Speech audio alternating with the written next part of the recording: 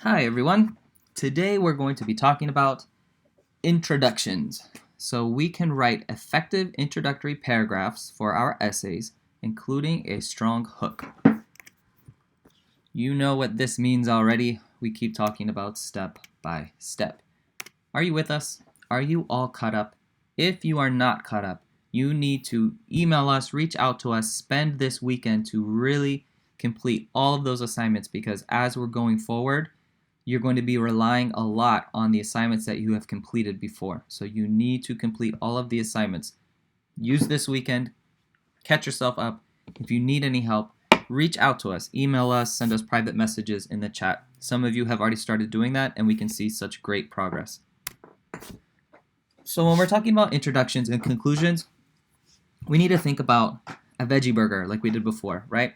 Without those buns or those pieces of bread in a sandwich, everything will just fall apart. It is really those things that keep the whole thing together.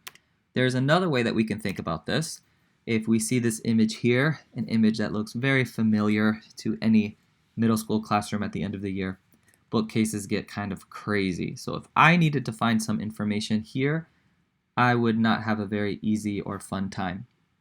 Have you ever seen these? Do you know what they're called? You can see them floating around schools all the time in libraries. They're called bookends, and you put them on either side of a row of books to make sure that they don't fall over.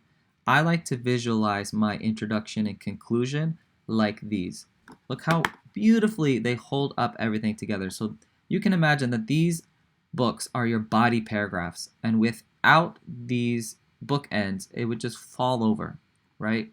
We need them. I love this image here because it looks like paragraph 1, paragraph 2, paragraph 3 of your body paragraphs. You got your introduction, your conclusion. Look how beautiful and organized it is. It's very important that you have a strong introduction and conclusion. Today, we're going to be focusing on introductions. An introduction is the first paragraph of your essay, and its goal is to introduce your reader to what they're going to be reading about or learning about or hearing about. Your reader, after reading the introduction, should know what to expect. We are writing an academic essay, so this is not a narrative or a piece of fiction writing.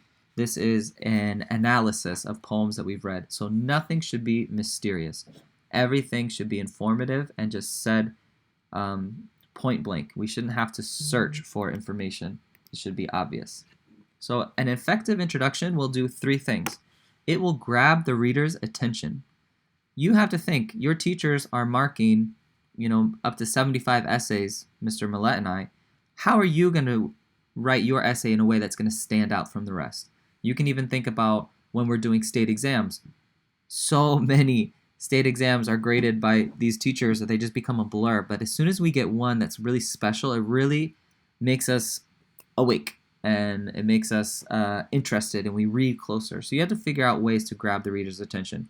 When you move outside of school and you go into the workforce, when you're applying for a job, for example, and you're sending that first email or you're writing a cover letter for your resume, what are you doing to kind of capture that person's imagination?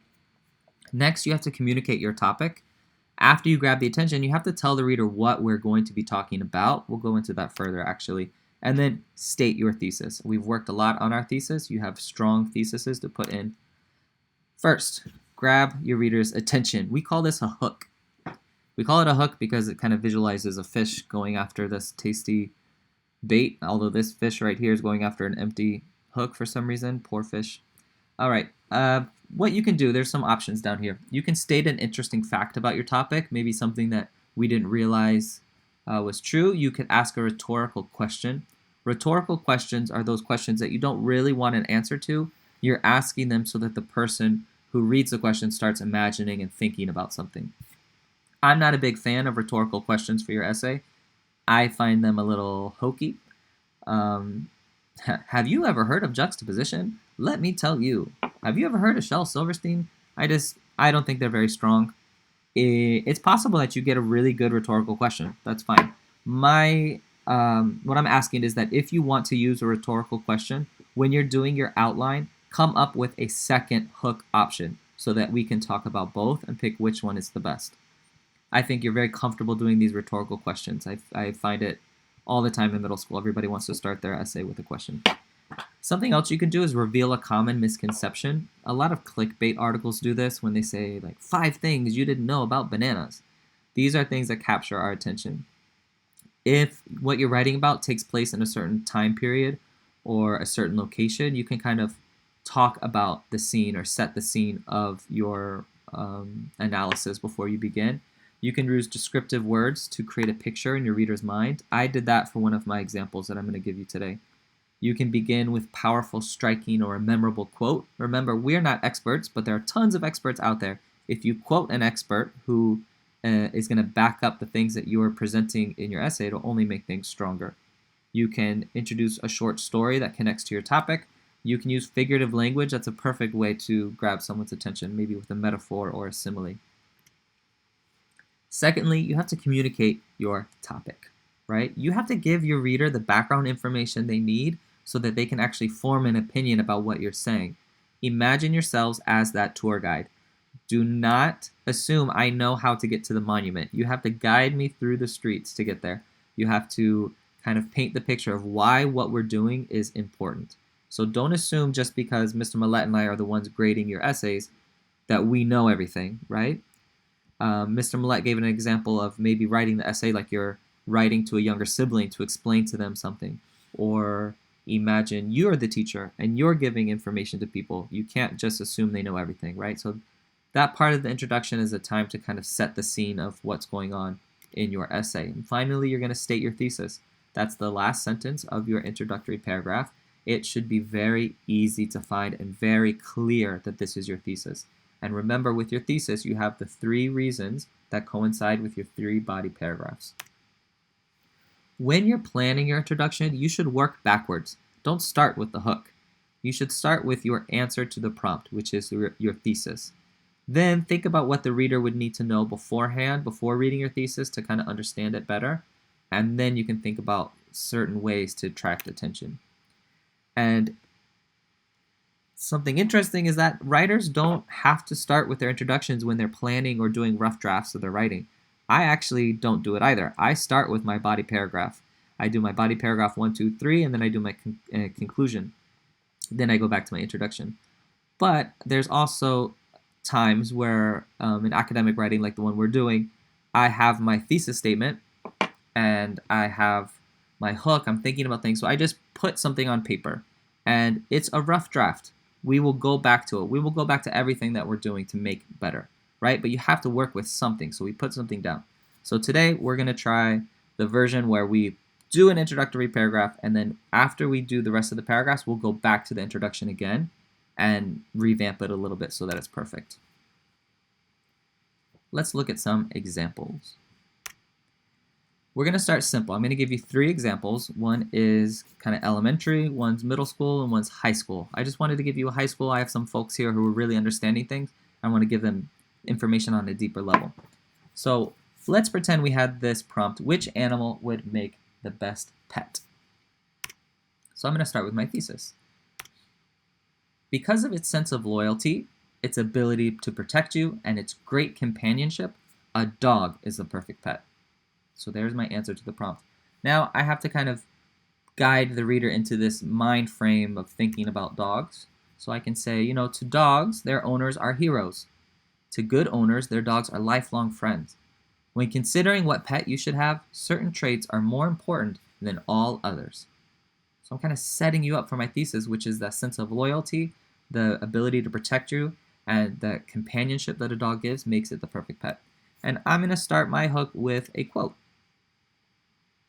Quote, "To his dog, every man is Napoleon, hence the constant popularity of dogs." Napoleon was this like great leader and hero to people, so that's why dogs are so popular, because they look up to their owners like these grand superheroes. Let's dissect the thesis that I just gave in the bottom here because of the sense of loyalty. I need to have an answer and 3 reasons. And if I look here, my answer is a dog is the perfect pet. When we were doing our thesis statements, we actually put our answer and then the 3 reasons. This author put 3 reasons and then the answer. That's fine. It's very clear what the answer is. The dog is perfect because loyal, it's protective, and a great companion. And those 3 will coincide to 3 body paragraphs. All right, let's go to a more middle school level. How and why does Shel Silverstein use juxtaposition in his poetry? This is not the prompt you have. This is a prompt I'm giving you as an example. Your prompt is how does Shel Silverstein think we should live our lives? So keep that in mind. I have some people who are talking a lot about juxtaposition in their outlines when they shouldn't be. So how and why does he use juxtaposition? My answer is that he uses it in his poetry by comparing different places, behavior, and perspectives to show us how we should choose the best parts of our lives. If I'm going to talk about juxtaposition, I'm not going to assume the reader knows what juxtaposition is. And even if they do know what it is, I need to tell them what my definition of juxtaposition is so they understand my point of view. Juxtaposition is when two opposite things are placed side by side to emphasize how different they are. It is a fantastic way to strengthen writing and make it more interesting. So now I've given my context. I decided for my hook, I'm going to use descriptive language. I'm going to give examples of juxtaposition.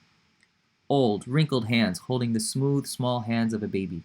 A tiny mouse sitting on the head of a giant elephant. A beautiful flower growing out of a pile of garbage. This is grabbing your attention because when you read it, it's very descriptive. You're like, where is this author going? What are they going to be talking about? What is a mouse? A flower? What's going on? So this is a way to kind of grab your attention and pull you into my thesis that Silverstein uses juxtaposition in these three ways. If we dissect this thesis, we will see my answer is that he uses it to show us how to choose the best parts of our life. He does it by comparing places, behavior, and perspectives. And these three fall into my different body paragraphs. Finally, let's do one a little higher level. Does the use of technology and screen time have a positive or negative effect on children? My answer, and you'll notice this is quite a long thesis, right? Because this is a higher level, which I totally encourage you to try to perform at. The use of technology and screen time can be positive for children as it allows children to excel academically by experiencing the expanding definition of classrooms and literacy as a whole, improves low-performing developmental skills, and can supplement in-class education for more academically advanced students. So I've given you my position that yes, it's beneficial, and I've given you my reasons. But I have to talk a little bit about technology before I just dive into my thesis. I have to talk about its ability to engage the audiences. It's not just for amusement, like games and television, but there's also apps that appeal to a child's intellect. There's just tons of opportunities, scholastic development. So I have to kind of build you to a place where you're going to understand my thesis. And with my hook, I'm going to give you like a statistic that maybe is surprising. In 2019, American teenagers spent an average of 7 hours and 22 minutes a day on some form of screen media. That is surprising because that's how long we're in school every day. So it feels like you're in school and then you go home and for 7 hours you're on some kind of screen. So that's an interesting way to start this essay because it's kind of a surprising hook and it may seem like negative, but the author says many would paint the picture of teenagers wasting their lives on mindless entertainment, when in actuality, because of technology's widespread appeal and availability, it can be used for educational purposes as well. So I'm kind of thinking about what people might say if they disagree with me, and I'm giving you the reason why I'm correct. Let's dissect that thesis. The use of technology and screen time can be positive for children as it allows them to excel academically. That's my answer. Then my three reasons are: one, it allows children to excel academically. That's my reason. It improves low-performing developmental skills. It can supplement in-class education. So actually my answer is the use of technology and screen time can be positive. I'm going to have to fix that. So next steps. You're going to fill out the hook section of your outline. You're going to think about the information about the topic that your reader needs to know in order to really understand what you're going to be talking about. And then you're going to combine that hook with the topic information and your thesis statement to create a rough draft of your introductory paragraph. You're going to find the assignment here in Google Classroom. I'm going to show you what it looks like. It's right here, very simple, introductory paragraph. Look at your outline. Use your outline, what you have here for the thesis. I'm going to put my hook. I'm going to take my hook and my thesis. I'm going to come up with the background information, and I'm going to create my introductory paragraph. This is due today. Do not let it slide. I'm telling you, every single day you have to complete these assignments. If you need any help, as you know, you just have to reach out and we are here for you. Good luck. I cannot wait to read these.